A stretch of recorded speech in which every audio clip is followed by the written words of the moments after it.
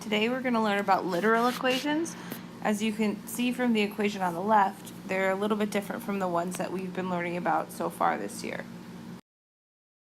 As you can see, there's more variables, and then you can also solve equations in terms of another variable. So your answers won't be single solutions.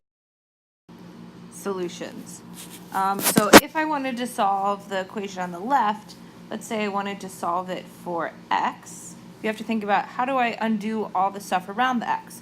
So the first thing I would do is subtract b on both sides, and then I would get 4x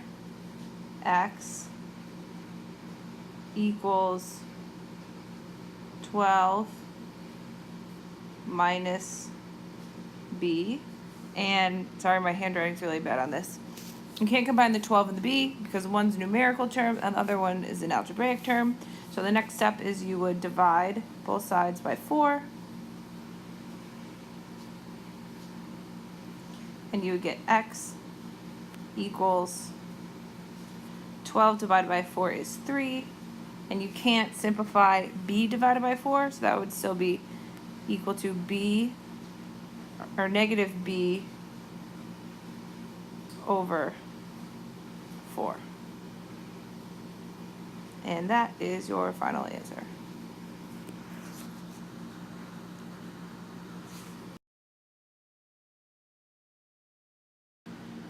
So now we're going to try using the same equation but manipulating it in two different ways so that you can solve for it.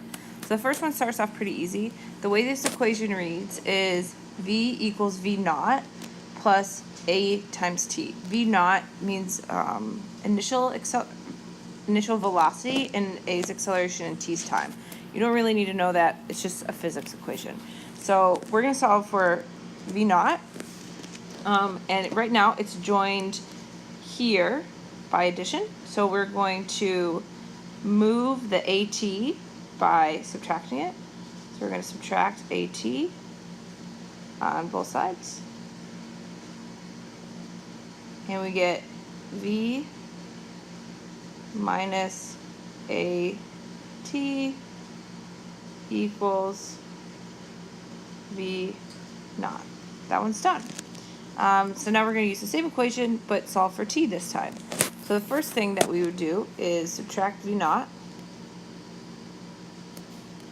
both sides.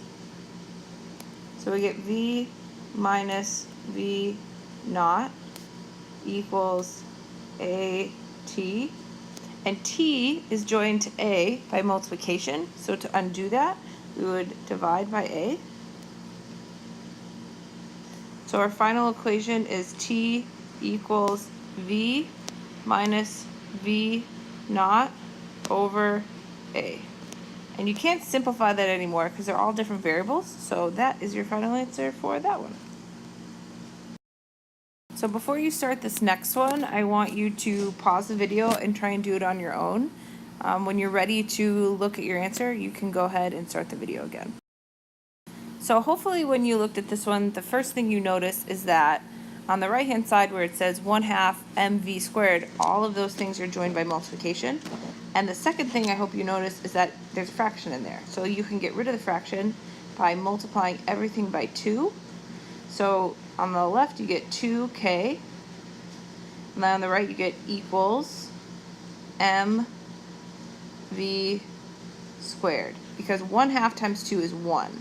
And you only have to multiply this term by 2 once because it's all one term. It's not three different things that have addition signs in between. So then if we want to get the m by itself, we would then just divide by v squared. And we get m equals 2k over v squared. And you could have the m on the other side, that works too. So if you understand this and you feel like you're ready to go, you can go ahead and ask Mr. Newman for your worksheet.